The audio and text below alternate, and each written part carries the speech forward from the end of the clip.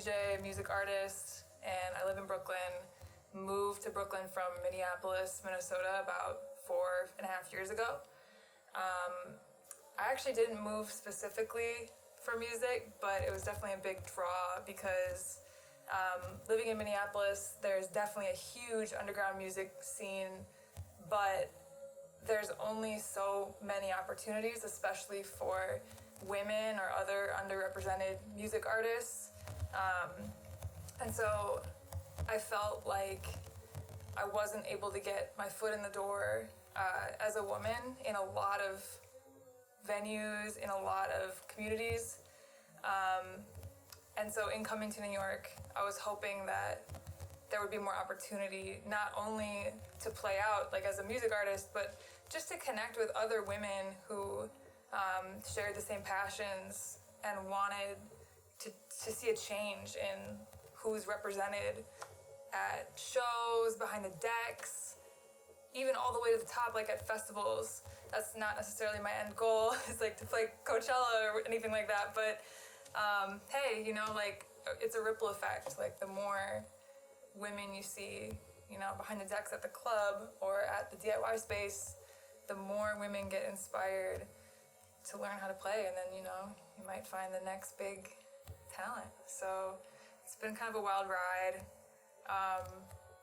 Didn't expect my DJ career to take the center stage in the last year, because I've really always been more of a beat maker, like behind the scenes. I don't love like being the center of attention, but that's kind of the nice thing about DJing, is that like it's more about the music, and it's really about the dancers, you know, like there's no club without the dancers. I don't want people to just like stand there and watch me DJ. Like it's really a space for people to release and dance.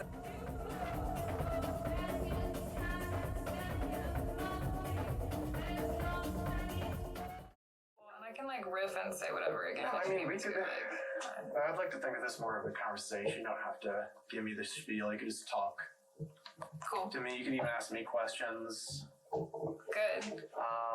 You know I'm a question asker. This mixer is so sticky. Like someone definitely like jumped a drink on this. This is disgusting. But actually it's very, very clean compared to what I'm used to playing on at the club.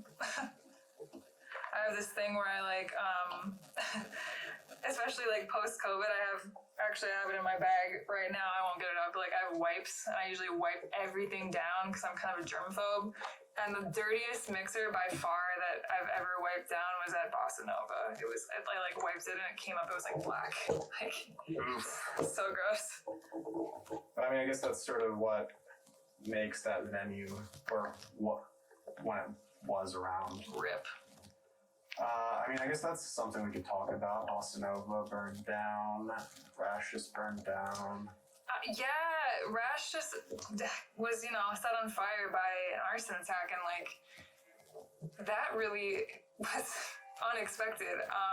We had just had a sold out show there that month, and we were actually supposed to have one on in a couple weeks, and obviously that's not happening. I feel really bad for them though. That really came and went. Sad.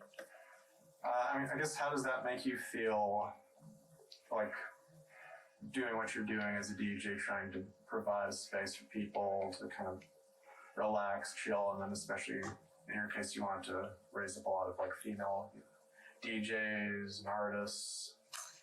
Yeah, hearing about places catching on fire where people are really just trying to chill and have fun and listen to some music is definitely not comforting. Like, I definitely feel unsafe, especially in venues like, for example, the one that there was just a fire at Rash.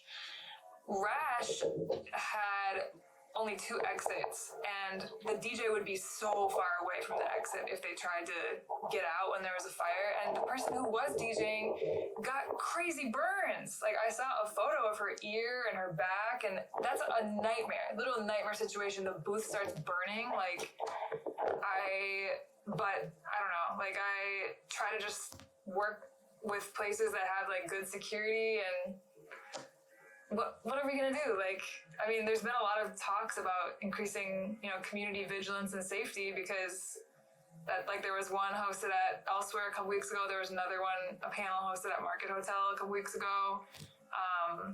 Because I think the priority, like, especially with Rash, like, that event that was happening the night that there was a fire centered a lot of queer artists, a lot of trans artists, people in the LGBTQ plus community, and that's not cool. Whether it was motivated by that or not, like, I feel like you got to focus on the safety of the most marginalized groups, otherwise no one is safe, right? Like, so it's just going to be a continuous thing. It always has been. Think about like Pulse nightclub. Yeah. Think about like, and then it's like the club's not the only place where shit's going down. Like, look at the shooting on the train recently. Like, nowhere is really safe, but it just sucks that like the spaces that are supposed to be for that release are just getting targeted. And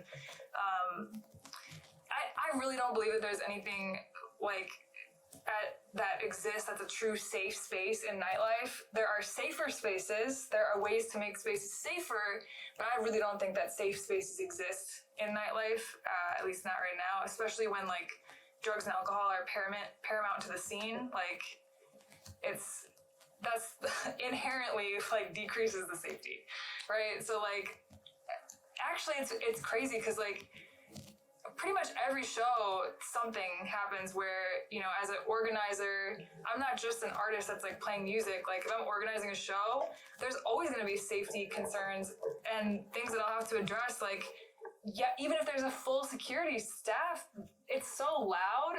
It's dark, it's loud. They can't address everything. A couple months ago,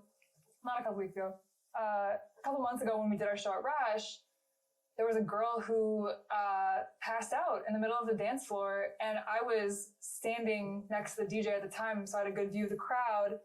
I saw her, some girl actually came up and grabbed my shoulder, and she was like, can you help? And I was like, what's going on? I like go into the crowd. This girl is like pale as a ghost, and she's like fading away. And so I like, grabbed her. Her boyfriend's like right there. I'm like, what did she take? And he was like, oh, we just took some ketamine. I was like, have you taken ketamine before? He's like, yeah. I'm like, have you taken this ketamine before? Like, you just gotta, I think, one thing that's really good is like taking harm reduction, courses or just learning about harm reduction online. Obviously that can't stop if someone's trying to burn the building down, but like, what I'm trying to say is there are many unsafe aspects of nightlife, and you really just have to be fully aware of how to handle each one, especially if you're gonna organize events. Like, you want to have a plan. Do you think these talks that just happened might provide better resources, might provide some change, or do you think that they're sort of... I hope so. I tuned into the talk that happened at Elsewhere online. They actually live streamed it to the Lot Radio. And I think one of the most important things is just being able to put faces to names of people who are organizers and who are trusted in the nightlife space, like, especially if you attend their events, knowing a face that in a moment of emergency can make all the difference. If you don't know who to go to, or like at nowadays, I know they have Spot right around the corner. They have what are they called? I don't know what they're called, but they have people wearing like orange glow sticks. Like safety monitors. Safety, exactly. Yeah, like safety monitors. I think just increasing the visibility of people that are like specifically designated for safety, because like bartenders and security, sometimes they have their hands tied. They have other jobs. So, I think talking about it is the first step. I don't think there's any quick fix. Like, really just acknowledging that until like basically the least safe people are safe, no one is really safe. So it's tough.